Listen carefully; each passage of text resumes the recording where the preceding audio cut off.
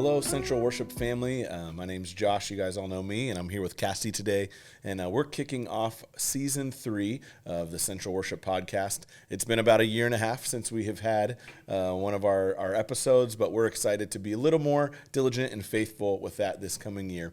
But needless to say, I'm here with Cassidy, Casterline, and many of you know her, all of you know her, how special she is to our worship community. And I just get here to ask her a few questions this afternoon and kind of get the backstory of who she is and what makes her tick, what's inside that mind of hers that we all love. So first question I have for you today, Cassidy, why don't you just greet our podcast, actually? Yes, hello, everyone. Hello, this is so fun. I'm excited to be here. It's great to have you. Why don't you tell us a little bit about yourself, maybe your family, some hobbies, how you landed at Evangel. So just give us some backstory there. Yeah, so I was born in Washington State. My parents were Assemblies of God pastors, and they had been pastoring multiple different places, church planning, all the fun things. And then we decided to move to Montana when I was a little bit older and my brother came along. And we'd been there for 15 years. And during that time, my parents were AG pastors for a little bit. And so I was very well aware of the Assemblies of God and all the belief systems and everything like that. But growing up was kind of just a journey of figuring out my own faith beyond my parents. I was told that I accepted the Lord into my heart when I was 4 years old. Okay. I have no recollection of that, but I did. And I started learning about God, all the Bible stories, Sunday school, Veggie Tales, all the things. Did missionettes stars. I graduated as an honor star in the fifth grade. Let's go. Read the whole Bible in a year, okay. all the things that you do. And, we were the first ones there, last ones to leave every Sunday, Wednesday night. And I had been baptized at 11, so I was very familiar and just soaked into the whole Assemblies of God culture. Belief system. Yeah. Yes, the entire culture, which was super fun. And I never really had any bad experiences or any conflicting moments with my faith. It was pretty steady all throughout. Not that I didn't have some ups and downs, but it was definitely an exciting time. And as far as being called into ministry, I'm a worship leadership major now at Evangel. Yeah. But the process of that was when I was 13, I was called into worship ministry 3 different times by 3 different pastors in 1 year, which is very odd and is very hard to explain, but it's just something that happened. It's a part of my story. Sure. And it brings confirmation, right? Yes. When you're searching, when you're trying to figure things out, God a lot of times helps line up those all right, hey, did you hear me that time? All right, well, I'm going to confirm it again. And just in case you're wondering, here you go. So I mean, I didn't take it super seriously when it happened. The first pastor that came, his name was Jesse Duplantis, and I didn't think much of it. I was on the stage doing worship for this conference, and I had just been playing, and then he was doing some prophetic words already, but had just stopped me. And my dad wrote it down, and he recorded it and burned a CD. So we always have that in our house.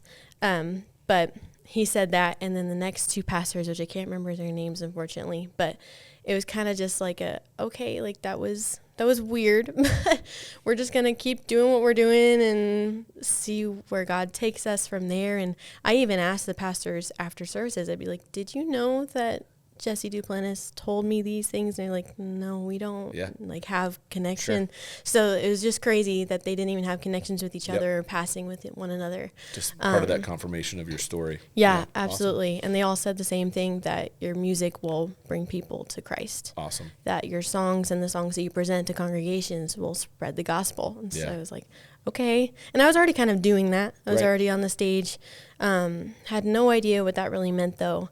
And I helped do worship at my church all throughout high school and just building my faith. And then the Lord, I thought, had called me to Washington, where I was originally from. And I thought I was going to go there for college. And it made the most sense. I had family, I had connections. My parents, friends were all there. And I was like, this is where I'm going to go. And then I went to National Fine Arts the summer before my senior year of high school. And I was playing a violin solo, and the orchestra director at Evangel had stopped me afterwards, gave me his card, said, go check out the Evangel booth. And I was like, I don't know what Evangel is. Sure. Never heard of the school at all. Yeah. And didn't even know it was at AG schools because I was looking at AG schools. Yeah. Like, I want a faith-based schooling, education. And so I went to the booth, and God just made everything happen, the financial aid, the steps that it took to get here. And I mean, coming 17-hour drive away from home was not easy, but it's been such a great blessing, and I've made incredible friends that I can call family now. That's awesome. And just made a lot of great connections here, so it's been amazing. And now your family has moved here, so kind of full circle here, right? Yes. So you get called here, a student at Evangel, and then your parents and your brother just recently in the last month or two have decided that this is where they're planted for this season too. So pretty neat to see how that's all kind of, and they're involved in the music department, your mom, and just so really cool. So if you have a chance to meet Stacy Casterline, so playing viola, we were praying for viola players, and here she comes. Yeah. So awesome. Well, you kind of mentioned how you came to know the Lord. Why don't you tell us a little bit about how music has become such an important part of your life? You mentioned getting involved in high school, but I think piano, singing, violin, all like, how did that all just become real to you and you get involved there? Yeah. So I've always sung. That's like the first thing that I started doing was singing. My parents would say that when I woke up in the morning as a baby, I would just start singing, and they're like, oh, she's awake. And that's just what I did. And then when I was 8 years old, when you're around like the middle school age, they typically have you pick an instrument, band, orchestra, something. But I had picked something a little earlier on, and I wanted to play violin so bad, and it was because my mom played viola. Yeah. But my mom thought alto clef would be a little difficult for me to learn as like the first thing. Intro into music. Yes. Yeah. So she's like, let's try something a little easier to start you off. Maybe let's try violin. And she wanted me to wait until I could learn to read before I could learn to read music.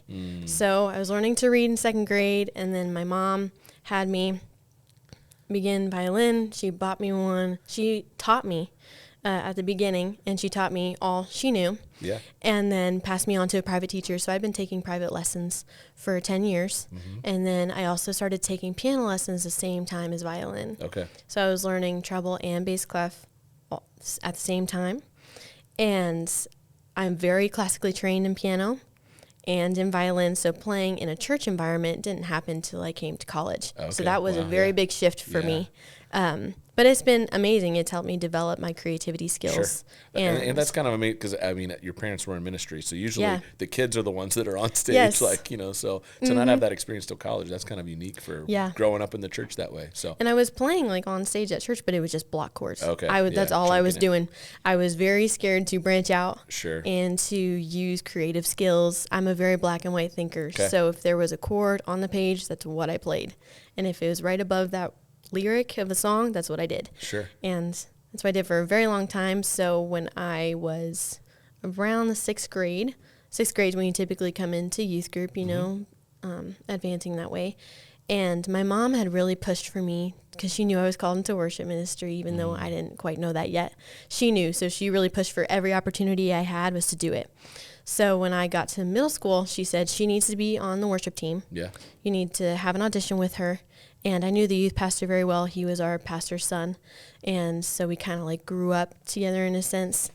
And so I auditioned, and I would sing maybe once in a while, but, just starting out, sixth graders, I only had so much ability, so I just came with that. Yeah. And it helped me really grow in my singing abilities. Build some confidence. And yes, absolutely. Being on stage in front of people that you go to church with and that are your age can be very intimidating. Right. So I was very shy. I kept the microphone very low, and I could harmonize, but I would just kind of do this, and I wouldn't raise my hands. I would just stand still. Yep. And I kind of looked just shocked most of the time. I wouldn't smile. Yeah. My mom would be in the front row like, smile, like look like you enjoy this. Yes, look like you mean it. So that was a very big learning curve for me, and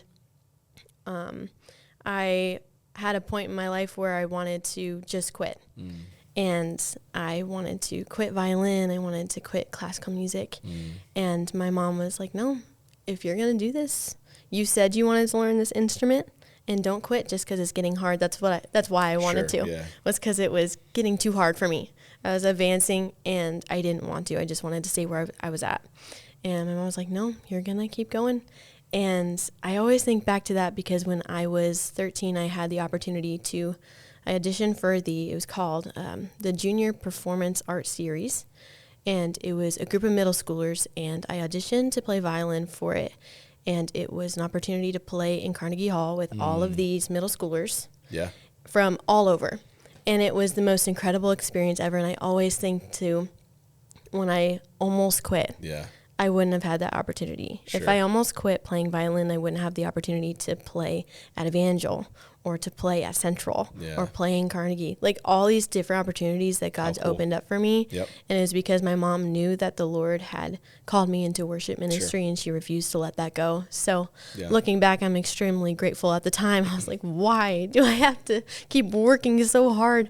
But now I'm at a place where I'm just thankful that she helped cultivate these opportunities for me because she knew. And I think many of us have a story like that where there's a parent, there's a worship pastor, there's a significant adult that has just spoken to our life, like saying, hey, I see something in you, keep persevering, keep continuing, and we're thankful for that. And hopefully, obviously your mom, you can say thank you to. Hopefully the rest of us, as we, think about those people, we can go back and say, thank you for pushing me when I needed that. And it is, many of us have those stories where someone is encouraging us. Well, let's talk a little bit about Central. So how you came here, how you started serving, maybe a favorite memory you have serving here as well. So tell us now that we're bringing it up to present day. Yes. So when I came to Evangel, I didn't know anybody. And I didn't really know the church demographics, what all the churches were here. There's so many options, AG headquarters, you have everything. Yeah. So I was kind of bouncing around trying to figure out churches, and I attended a few for a couple months at a time. And then it came to my Evangel career where I needed an internship. And the church I was attending, I wasn't able to do that. And so I was like, well, I need to intern somewhere. And I knew a friend from school who was like, why don't you reach out to Pastor Josh from Central? I was like, I've never even set foot in that church. I don't know anybody there. Like, they're not going to let me do that, obviously. And so I remember I reached out to you, called you, and you're like, absolutely. Like, let's do it. Yeah. I was very surprised. I was like, okay, awesome. So I had no idea what I was getting into, walk into this church. And it was just incredible. It feels really big, but it has that small church impact. Yeah. And the music community has been such a great place to come in. And I knew people from Evangel that were in the choir and that were on the front line and in the band. So that kind of helped a lot. But while I was interning, I got to meet so many people. And it was a great experience just to really understand what worship ministry looks like. I came in thinking, I know what to expect with worship ministry. I know everything, when you're young, I know everything there is to know. I've had the classes. Yes, I've taken the classes. I've been on the stage. I've done all the things. But when I was interning, I was like, wow, the relational side of worship ministry, I had no idea. Yeah. Like the cards you send out every week to people, messaging them on their birthdays, checking in on people, remembering things that they've told you about and following up with them is such a key component to a successful ministry. I truly believe that now, seeing it in real time, because it's like taking the time to value people and show that just brings this aspect of unity and togetherness that I've never seen at this level. Sure. So it's been really incredible to watch and be a part of. Yeah. I tell a lot of people, you'll remember a lot of, or think fondly of like great music moments you made, but the stuff that you really take with you is like, hey, he came and prayed with me at the hospital, or like, my brother-in-law passed away and he sent me a card, or like I've had people say, I've never received a birthday card from a pastor before. Yeah. And I'm like, this was so cool to like, so I think those relational things are really what we hope to try to keep that small feel in a large atmosphere. And I would say, I tell this in anytime I adjunct or go to teach at a class, like 80% of what we do, I feel like is relationship. People think we just sit in the sanctuary and play music for 38 hours a week, or something. Right. And then 2 hours or, doing other things. But it really is that relational side is just such a huge piece. I think that's what makes us worship, like the pastoral ministry side of it too. It's not just a worship leader, a worship artist that comes in, does their thing, leads on stage and goes. Like it's that pastoral, the relational, and just walking through and doing life together. So so glad that you caught that from just the short time you were here. And then, you know, she came to me and was like, hey, I would love to be a part of, you know, we had a gap in some of our staff, and like I'd love to be a part of what's going on. And, you know, the skills she had fit that role, and we were just so excited to bring her on as our music admin then after she finished her internship. So it's been such a great time. How about a favorite memory? Anything stick out to you? Oh, I love any time that we have any get-togethers. My favorite memories are, shout out to the alto section of the Central Choir. They are so much fun to be around, and so just a great group of women. Yeah. And I remember going to just Brahms with him. Such a simple thing, just to get ice cream and people outside the church walls.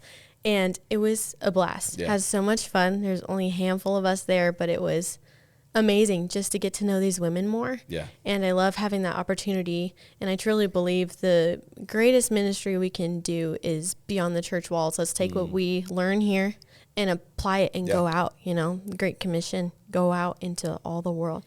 And preaching the gospel doesn't need to look like standing on a sidewalk. It can look like meeting with people that you attend church with and speaking into their lives, encouraging them, and listening to their stories.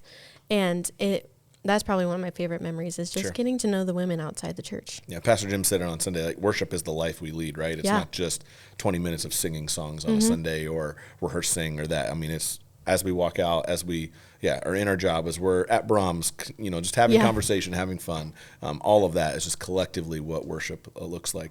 Well, how about a couple more questions here? How about you tell us something interesting, maybe something fun that others may not know, looking at you just from what they would expect? Oh, goodness. There's probably a lot of odd things I could say. I remember talking to people about this, and if they listen to this later, they'll be like, oh my word, I remember talking about this. I am very adventurous when it comes to food and just eating all types of food. All right. Doesn't matter what. And I remember my mom was like, she was never a picky eater. She ate anything and everything. Okay. And it's like my fun fact I always tell people, and it's just a little odd, but I will eat black olives all the time by themselves. All right. And I've eaten a whole can before, and I'll do it again. And people will be like, oh my word, that's so weird. And I'm like, that's just a weird fact about me. I feel like all the altos, you heard this. She wants black olives. I expect I would fully accept a dozen cans of black olives. I would, and I'd eat them. So nice. Well, that is very fun and interesting. Yeah, and there you go. So, all right. Well, then let's take just as we kind of close today, take a serious turn here, and just what's a scripture, a biblical theme that you feel God's speaking to you during this season? Yeah. And then we'll close it off with just your favorite worship song right now. Yeah. So I'm a senior at Evangel, and I graduate in May, and I was like, it's 2026 now. God, what do you want to speak? What do you want me to proclaim and live out? What do you want to be pruned, molded, adjusted, all the things? And I was reading this book called The Ruthless Elimination of Hurry by John Mark Comer. Very familiar. And yes, such a good book. Great read. Highly recommend. And I was reading through it, and on one of the pages, it was a verse. I have it on my home screen on my phone, and it's 1 Thessalonians 4, verse 10 and 11. It says, we urge you, brothers and sisters, to make it your ambition to lead a quiet life. And I am a person who has been very independent, who doesn't need anybody type of mentality. Like, I got this, I can do this on my own. And in these just last few weeks of trying to figure out what God wants me to live out in 2026, he has really spoken, why don't you try the approach, the ambition of leading a quiet life, of giving me complete control and trust in what that actually means. And living a quiet life doesn't mean being passive or being silent when you need to speak up the most, but it just means, being slow to anger. It means having the peace and the patience that only the Holy Spirit can give you. And I'm really trying to lean on the Holy Spirit with the ambition of leading a quiet life. So that's kind of been my verse for this year, and that I intend to carry throughout the rest of my life. Sure. So. Yeah, we can often so many times take just the weight of what's in front of us and what's happening and feel like we have to do something to change and control and manipulate that. Right. And I think, that's speaking into that as well, that God's in control. We submit to his leadership. And, as we walk through that journey, we can lead that quiet life and just, still have an impact, still make a difference. It's not, like you said, it's not passive. It's not, being lazy or apathetic, but just walking slowly. The thing I remember the most, one of the things I remember most from that book was I think he chose 3 outfits per season. Did you? Yes. John Mark Only Comer. so many. Like he simplified outfits. his life Yep. so much that Talking he about didn't even pick what he would wear. He's like, I got 3 outfits. That's what I'm doing. So I don't think we have to go quite to that extreme. But when I see you wearing the same outfit every day, I'm like, oh, she's taking that to heart. She's doing what he said. Yeah. Nice. Well, thanks, Cassidy. And then the last question: what song's on repeat for you right now? What song's your favorite at the moment? Immediately, what comes to mind is a song "Pure and Holy" by Motion Worship. Okay. So good. Yeah. Just talking about, I want to be purified and holy and righteous for the glory of the Lord, Sure. not for anything else. So, such great lyrics. Give it a listen. It's amazing. Awesome. Pure and Holy by Motion Worship. Awesome. Yes. Well, maybe we'll tag that in the notes. And so we'll do Absolutely. so. Well, thanks for being here today, Cassidy. Thanks for joining us. And she's going to be co-hosting a little bit with me on the podcast over this season. And we're excited to welcome some guests, other worship team members and choir, orchestra members, but then also some songwriters or people here locally, worship pastors. So we're going to expand the reach of that for this season. So hope you tune in once a month as we release a new episode. Thanks for joining us today.